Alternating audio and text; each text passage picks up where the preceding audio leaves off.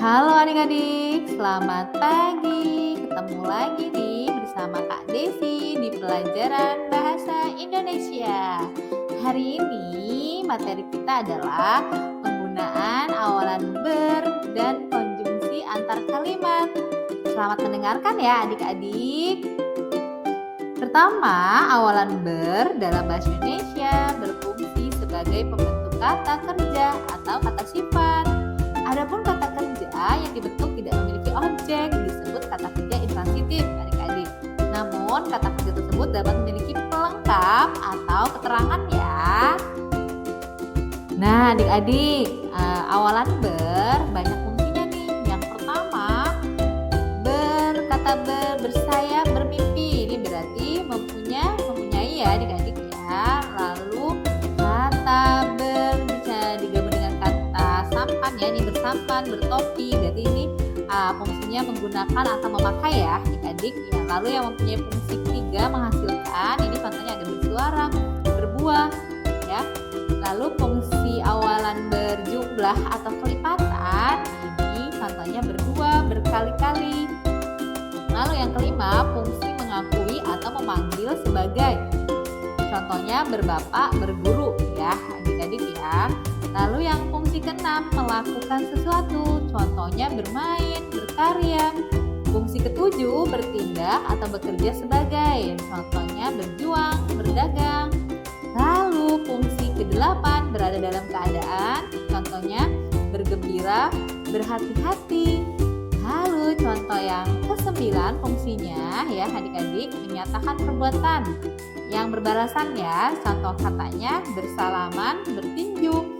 Lalu fungsi yang terakhir yang 10 ya adik-adik, menyatakan perbuatan mengenai diri sendiri, berdandan di sini ya, contohnya ya ada berdandan, lalu bercukur. Nah adik-adik sudah paham kan? Kita lanjut ke slide berikutnya.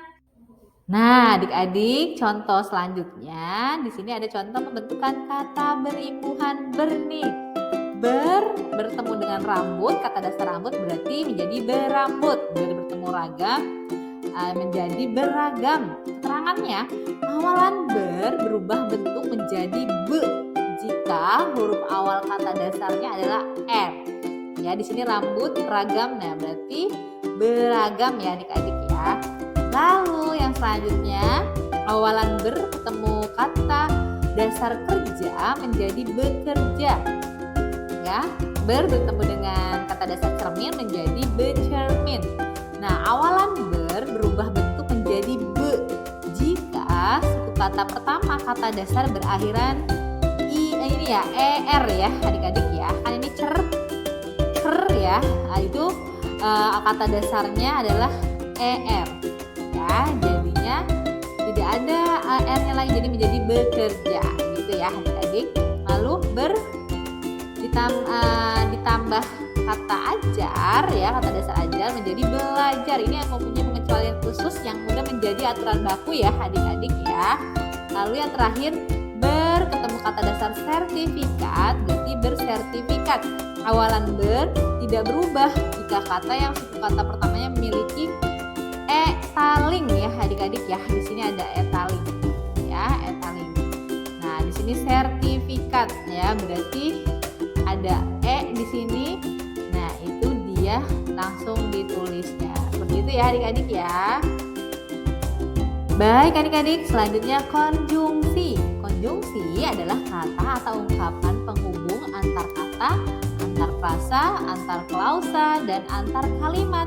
Nah, contoh konjungsi antar kalimat itu biasanya menggunakan kata hubung seperti setelah itu, akan tetapi, namun, dan oleh karena itu ya adik-adik. Ini dia adik-adik contoh dalam kalimat ya. Nah, konjungsi antar kalimat. Di sini ibu sedang makan di meja, namun Nina makan di tempat belajarnya. Nah, ini dia contohnya ya adik-adik ya. Adik-adik, penjelasannya cukup sekian ya. Jika adik-adik kurang paham, nanti boleh ditanyakan saat kita di Jimit ya.